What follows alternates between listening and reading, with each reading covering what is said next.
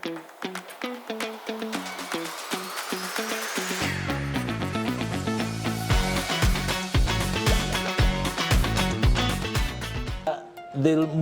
long time you've watched rugby, do you think the sport has grown? Personally, I believe it has.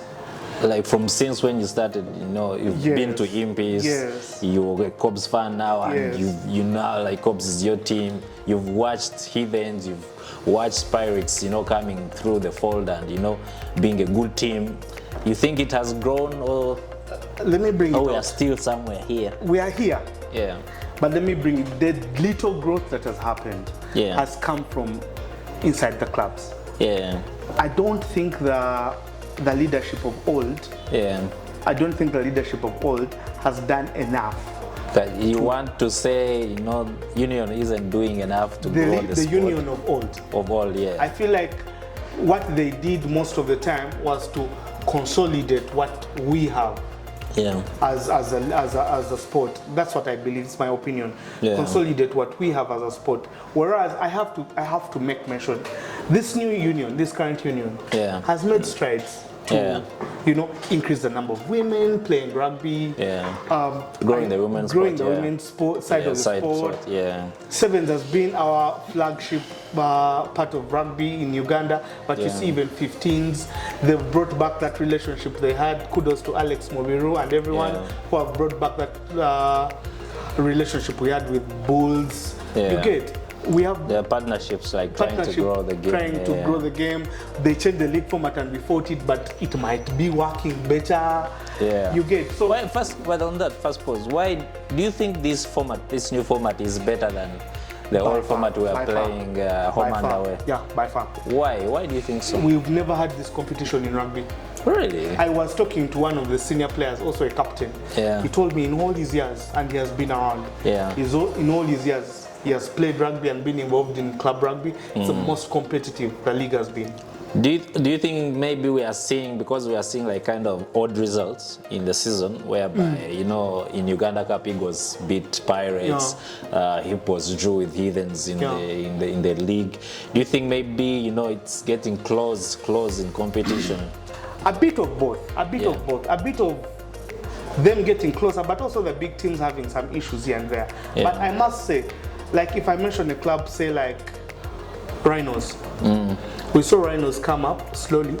They're not yet there, but their improvement can be traced. Mongas. People are saying Rhinos because the season started with easy fixtures. Yeah. So they had a good run, but the moment then they start playing kind of the better teams, they struggle. You see now Rhinos, I can tell you this. People who say that look at the results and not the games. Yeah. Rhinos in their in-play, like their set pieces, their running, their game plans, they're unbelievable. Things just don't work out because that's where pedigree is. You will come and Cobs is using box, but because they're wearing the jersey of Cobs, they will beat you. You get there's where pedigree comes. But Rhinos took us to. You get like Rhinos, even when the games they're losing, they're close matches, and they're always complaining about the officiation here and there, but they're close matches. That's what I'm talking about. Mongas came to Sevens and shocked everyone. Beat Pirates at Kings Park, and we made noise. We're like, hey, what's happening? They even sent some players to the Sevens setup. But Mongas is in the top teams now. They're beating teams. They've upset very many teams. So I feel like why I was saying the growth is there, but it's inward. Inside the clubs. Pirates for the last 5 or so years has been one of the biggest testaments of growth. Players coming from Sailors, going to the first team and going into Sevens representing the countries. 2 players coming from nowhere, now they're our starting flankers in the national team. Even they've had good like many debutants. You get they have started to build so many debutants. Cobs is also building its own debutants. Like we have debutants and the clubs are still there. I feel like that's a big kudos to those clubs. If only the union, and I trust this current one, if only the union can take up from where the clubs are doing on themselves and help them, but also build it on when did you ever see, in all the years we've supported rugby, when did you ever see rugby at Parliament being a discussion in the plenary? You get, so we are getting somewhere. I think we've gotten like good coverage, good PR, good everything. We have a minister kudos now. Also Mr. Olanya, the MP. Yeah, who has been pushing the game, putting on the floor of parliament. I'm going to sound political, but it's okay. Yeah. It's beyond the scrum, we talk anything. Yeah. When Godwin made the decision of coming up with a team to run with in the election, and then called out Honorable Lanya. Now, me, I was happy because it's my hobbies. Played rugby together, so I was happy. Yeah. But then, for him, he saw somewhere bigger, and everyone was saying he rides on his father's name, his father passed, blah, blah. Man, that man has taken us places that we've not been in a while. Our relationship with the ministers and the NCAs. I think it's the first time we've kind of like broken that line of, politically.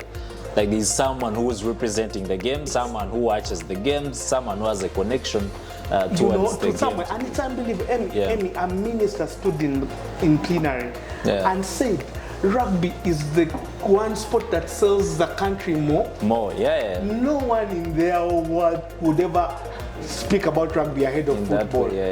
But the fact that a minister who knows nothing about the sport, but has been trying to learn, comes up and says, this for me, that's development beyond measure. Of course, and which is the fact because right now the rugby sevens have really been engaged in international calendar. And they do well. So on the sevens thing, what do you think about players not playing any games, let's say for clubs that are playing for the sevens national team?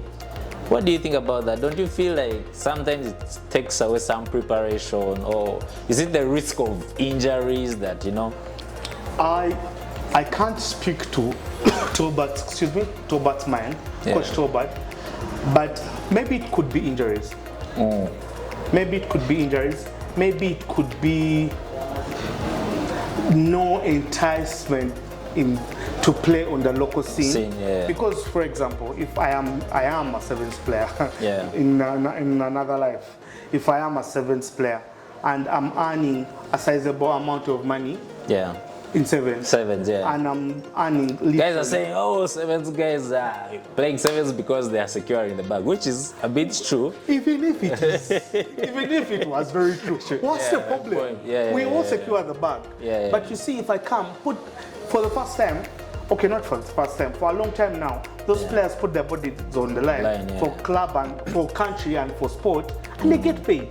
So maybe some of them might see, I'm going to go and play for Heathens, or Pirates, or Cobs, and I'm going to break my arm, and I will not have insurance, I'll take care. So maybe that could be the reason. But I always find it, if it's these players, when you talk to them, they want to play for their clubs. But sometimes you have to understand where Tobart is coming from. We have a tournament in May. I always feel like they miss that game situation. Because our rugby has improved, not at the level as international sevens, but when you play in the local leagues, I feel like you get that much needed match fitness that they don't get when they go away. And also we miss them, the clubs miss them, because they made them what they are before Tolbert came and picked them. So imagine you invest in a player like, say, this Mubarak. Invest in a player like Mubarak from ground to up. And then as soon as he's ready to, is Desire a Pirates player or a Sevens player? You get it's Casito. like I wrote Casito off from my club. It's like totally. Of course, those are huge players for the team. Casito, Ian, Munyani, you see like Aaron. As a fan, how do you assess your season? Cobs is winning the league. We started badly. Bookmark, guys. Bookmark. We started badly, but somehow, somewhere, we are still in contention. Players not being around, players being injured, sevens, all sorts of reasons. But we are still in contention using new young boys. Watch out for our number 8. Okay, let me know if I might jinx the boy. But we're using young boys that are coming up. Guys are abusing us, but we are not going away. We are winning our games. Heathens almost died until when stuff didn't happen. This kind is winning the league. The man is saying you're winning the league. Of course, this format kind of has like given people second chances. If it was last season, Pirates would be out of the league. Cobs would be out of the league. So I think this new format also has given teams. I don't know whether I'm allowed to ask a question, but it's okay. In your mind, do you think the league has been like this because people believe that all I have to be is be in the top 8? Top 8. I feel like, in my opinion, there's when like team selection has been influenced by that thing. I feel like we can still make it to the playoffs, so I can maybe some guys try out some new players and what, because it gives you a chance. Yes. Whereas last season, it's almost like a do or die. You're playing home and away. If you lose a game here and there, the other team has an advantage. And so I'm going to tell you this. I believe Cobs is going to win the league. But if we are to go into what gives you the hope? If we are going to favorites, Heathens in Ugandan rugby is the one team that knows how to play knockout rugby. They know how to win. I feel like this season they are in good form. Their team is good and they look like unbeatable, kind of. They are not in good form. I don't know whether I watched the game when they played them. I watched them when they're not. They just know how to win. We squeeze rhythms with our young players, but they just know how to. I don't know when it comes. They have an extra. They have an extra pedigree. They have an extra oomph they have that gets them over the line, but. They are favorites because it's knockout rugby, but Cobs is going to win the league. Mark my words. It's knockout games coming up in the championship. Of course, the last game of the normal run. This happening this weekend, and then we head for playoffs. Caesar here has made a huge claim that Cobs is going to win the league. I feel like Heathen is still favorites to win this league. Favorites. And of course, Pirates is never out of the picture. We can't wait to meet somewhere in the playoffs and put you into your place. The problem with Pirates is their league is beating Cobs. So sometimes they should pray that we put a lot of power on beating Cobs and forget the rest. That's why when you meet Cobs in the finals, you win some. But when you meet Cobs in the semi-final, you almost always not win the tournament final. Because for you, your final, your trophy, your real trophy is beating the KCB Cobs. And of course, on that note, we want to end this episode. It's been a pleasure having you, Caesar. Thank you very much. Nice to catch up. Thank you for coming on the show.